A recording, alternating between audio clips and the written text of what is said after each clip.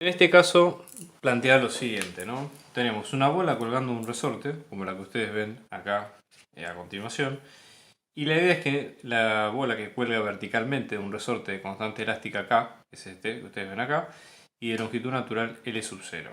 Es decir, la longitud natural es la que el resorte posee sin tener en cuenta, digamos, ninguna deformación. El punto de suspensión del resorte está unido al techo a la altura h. Si nosotros tenemos en cuenta el suelo, a partir de acá, esta sería la altura h. ¿De acuerdo? Entonces nosotros tenemos que determinar la expresión de la energía potencial total B, ¿sí? Que obviamente ahora estamos hablando de la energía potencial, cuántas energías potenciales estamos hablando, si es que hay una o más. Y luego, a partir de esto, hallar la posición de equilibrio de la pelota. ¿Sí? Entonces eso sería un poco a lo que tenemos que apuntar. Entonces vamos a empezar con lo siguiente, ¿no? Primero acá conviene poner un sistema de referencia que nos ubique un poco sobre dónde vamos a estar parados en este aspecto, ¿sí?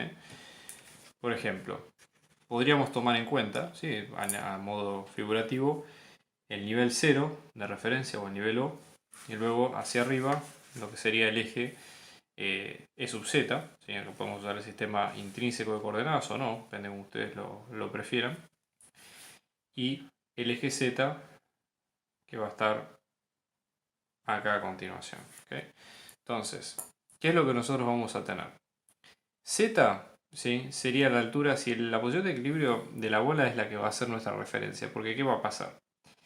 Este objeto, nosotros al sacar la bola de la posición de equilibrio, va a oscilar alrededor de esa posición.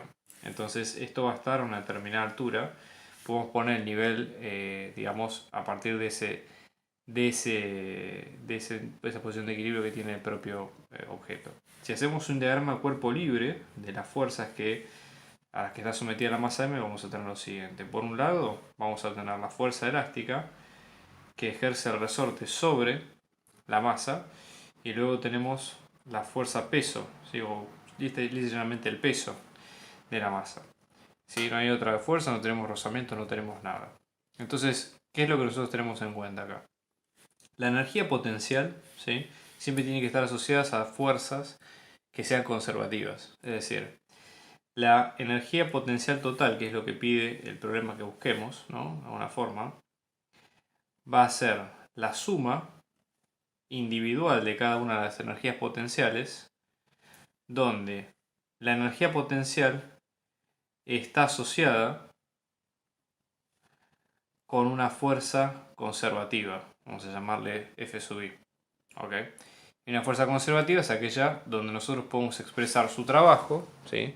Independientemente de la trayectoria que siga el objeto, y obviamente con una diferencia de esa energía potencial, con una expresión determinada. Entonces, en este caso nosotros tenemos dos tipos. Tanto la fuerza elástica como el peso son fuerzas conservativas, porque fíjense que el peso en este caso, estamos hablando en términos absolutos, nos va a quedar como masa por gravedad por la altura z, perdón, por gravedad. Por lo tanto, su energía potencial asociada sí va a ser masa por gravedad por altura. Y de la misma forma, la fuerza elástica, que en este caso nos va a quedar como en términos de módulo K por su deformación, la deformación del resorte, la energía potencial elástica en este caso va a estar dada por un medio de la constante por la deformación del resorte al cuadrado. ¿Okay? Teniendo en cuenta estas implicancias. Entonces eso por un lado. Ahora, el tema es que, así como nosotros tenemos la energía potencial gravitatoria por un lado y la energía potencial elástica por otro, ¿sí?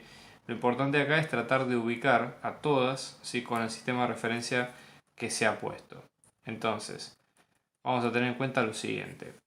Por un lado, nosotros para lo que sería la energía potencial, supongamos, en este caso, para lo que sería la energía potencial gravitatoria, ¿sí?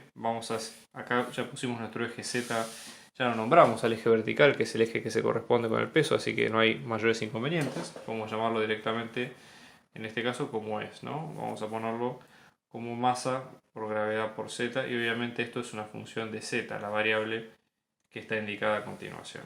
Después, hay un tema acá con cuál es la energía potencial elástica, porque si bien nosotros vimos que tiene que ver con la deformación que tiene el resorte, tenemos que ver cómo está hecha esa deformación, de alguna forma.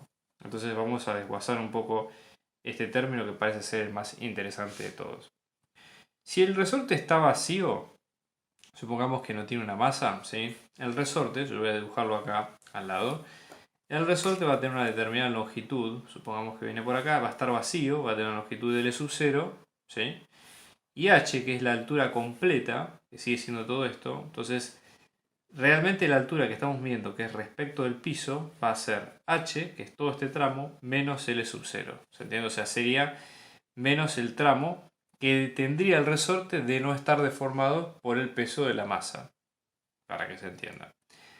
Entonces, esa sería sin masa, ¿no? Entonces acá vamos a poner masa 0 o sin masa, como ustedes prefieran. En el caso de que nosotros le agreguemos una masa, la diferencia es que eso se va a desplazar a un determinado nivel de z. Si nosotros consideramos la posición de equilibrio como 0 acá, ¿sí? o no, digamos, depende mucho cuál es la altura z a la cual nos estamos refiriendo, a esta expresión hay que agregarle aparte esa distancia z. Entonces delta de x termina siendo, ¿sí?, la altura completa, que esto es un escalar fijo, no se mueve, menos la longitud inicial, que tampoco cambia, y esto menos z. ¿De acuerdo? Y eso es lo que vamos a poner acá. Por lo tanto, la energía potencial elástica en términos de z nos va a quedar como en un medio de la constante que sigue tal cual, y luego todo este término al cuadrado, o sea, h menos L sub 0 menos z, todo esto al cuadrado, ¿sí? Entonces la energía potencial total es la suma de estas dos y así queda expresada, ¿ok?